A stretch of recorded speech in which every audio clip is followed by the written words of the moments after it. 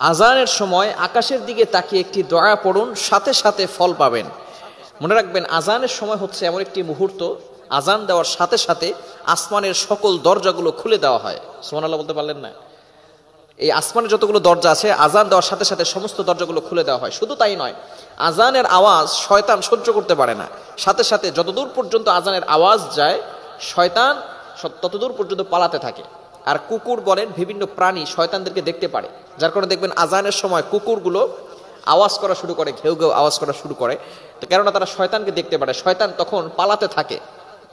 এখন মূল কথা হচ্ছে, এই আজানের সময় কিন্তু দোয়া করলে দোয়া আল্লাহ তাআলা অ্যাকসেপ্ট করেন, কবুল করেন। আমরা অনেক সময় বলি, হুজুর দোয়া করছি, দোয়া কবুল হচ্ছে না।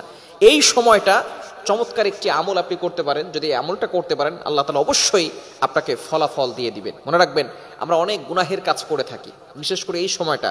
হাদিসের ভিতরে এসেছে, তিরমিজি শরীফের হাদিস, আদ-দুআউ লা ইউরাদ্দু বাইনাল আযানি ওয়াল ইকামা।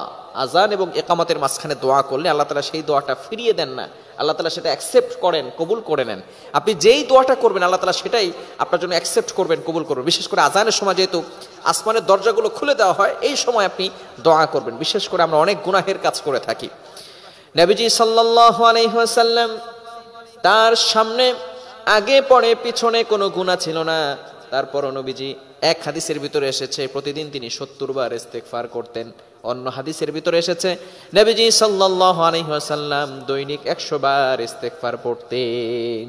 কেননা তার উম্মতদেরকে শিক্ষা দেওয়ার জন্য। আজকে আমরা ইস্তেগফার পড়ি না, এই আজানের সময় আপনি ইস্তেগফার পড়বেন, দেখবেন আল্লাহ তাআলা আপনার গুনাহ খাতাগুলো ক্ষমা করে দিবেন। সাথে সাথে আপনি দেখবেন আপনার মনটা হালকা হয়ে গেছে। গুনাহ করলে দেখবেন মনটা ভারী হয়ে যায়, আস্তে আস্তে গুনাহ করতে করতে কলব কালো হয়ে যায়, ব্ল্যাক কালার হয়ে যায়। আর যখনই আপনার গুনাহ ক্ষমা করা শুরু করা হবে, তখন থেকে দেখবেন আপনার মনটা হালকা হবে। এজন্য আজানের সময় আকাশের দিকে তাকিয়ে আপনি সাইয়্যিদুল ইস্তেগফার পড়বেন।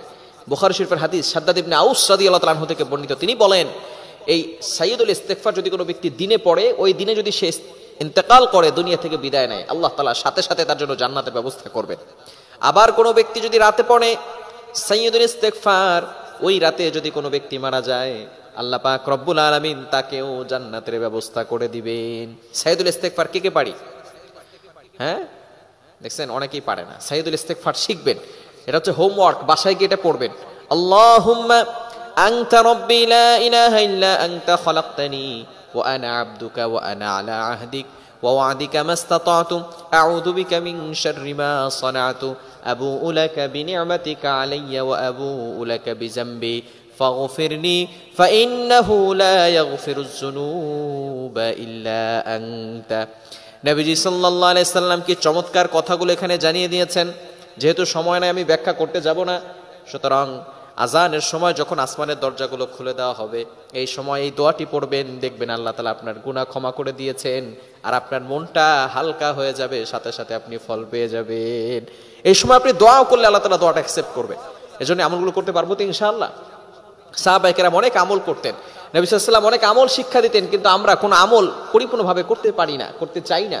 এই আমলগুলো করবেন ইনশাআল্লাহ। আজানের সময় আকাশের দিকে তাকিয়ে আপনি এটা পড়বেন। আল্লাহ তাআলা আমাদের সকলকে এটা বুঝার তৌফিক দান করেন।